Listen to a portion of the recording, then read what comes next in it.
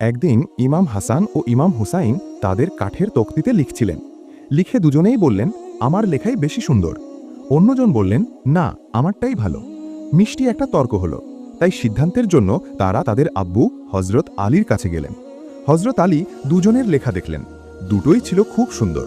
তিনি ভাবলেন, একজনকে ভালো বললে অন্যজনের মন খারাপ হবে।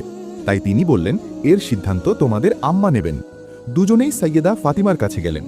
তিনিও সিদ্ধান্ত এড়িয়ে বললেন, চলো নানা জানের কাছে যাই। যখন বিষয়টি নবীজি সাল্লাল্লাহু আলাইহি ওয়াসাল্লামের কাছে পৌঁছালো, তিনিও কাউকে কষ্ট দিতে পছন্দ করলেন না। ঠিক সেই সময় জিব্রাইল আলাইহিসসালাম এলেন। নবীজি সাল্লাল্লাহু আলাইহি ওয়াসাল্লাম বললেন, জিব্রাইল, তুমি সিদ্ধান্ত করো। জিব্রাইল আলাইহিসসালাম বললেন, সিদ্ধান্ত তো আল্লাহই করবেন। তারপর তিনি জান্নাত থেকে একটি আপেল আনলেন এবং বললেন, যার তখতিতে এটি পড়বে তার লেখাই ভালো। কিন্তু আপেলটি বাতাসে থাকতেই আল্লাহর হুকুমে তা সমান দুই ভাগে ভাগ হয়ে গেল।